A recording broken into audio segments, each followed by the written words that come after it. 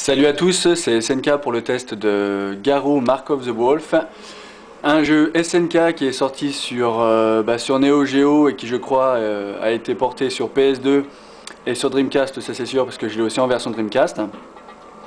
Donc Garou Mark of the Wolf, c'est un petit peu, comme je disais tout à l'heure, le Street Fighter 3 pour Capcom. C'est vraiment l'aboutissement de toute la saga SNK. Il y a un peu moins de persos que sur King of Fighter, mais ça vaut vraiment le coup. Donc comme d'habitude avec tous les jeux SNK, vous voyez le How to Play, ça vous montre un petit peu les coups de base. C'était pour les versions arcade l'écran de démo, quoi. L'écran de démo, mettez ça. Donc bougez à droite, bougez à gauche. Voilà, ça vous expliquait comment fonctionnait le jeu. Voilà, ça vous montrait comment fonctionnait le jeu pendant la démo tournante, on va dire. Alors, premier constat, au premier abord, on voit qu'il n'y a pas beaucoup de persos de dispo. Il y a 15 persos, c'est vraiment pas beaucoup par rapport à ce qu'on peut rencontrer comme dans un King of Fighters 2000 ou autre. Bon, là, c'est vrai que c'est pas le top au niveau du nombre de persos. La particularité de Garou, c'est qu'il se passe bien après les King of Fighters. Il se passe bien après King of Fighters, donc vous allez voir le fils vous voyez les fils de certains persos. Et voilà, allez, c'est parti.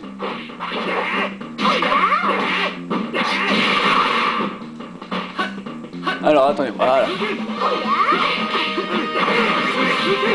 Donc, c'est vraiment sympa. Dans le premier constat, donc le jeu est vachement beau. Le jeu est très joli, superbement animé.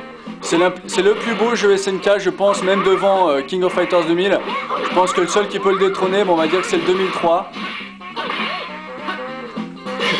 Allez, une petite furie, et voilà.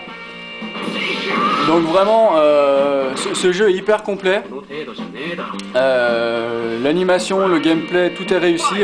La seule chose qui donne un peu, c'est peut-être la durée de vie, parce que même si le jeu est riche, le jeu est superbement animé.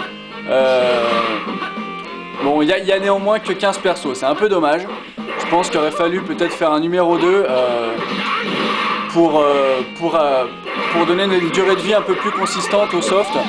Mais alors ça reste quand même super rapide et très agréable à jouer. Très technique, mine de rien. Ça reste très technique, mine de rien. Mais voilà, puis les persos ont la classe. Donc le perso que j'ai pris, c'est en fait le fils pour ceux qui connaissent, de Geese Howard.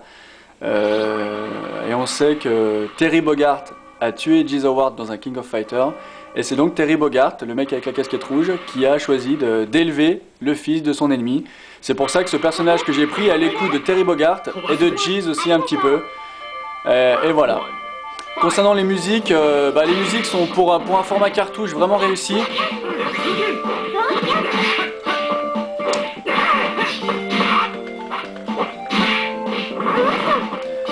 Donc voilà, c'était le premier test d'un test your game sur Neo Geo. Voilà, un petit coup de Geese au passage.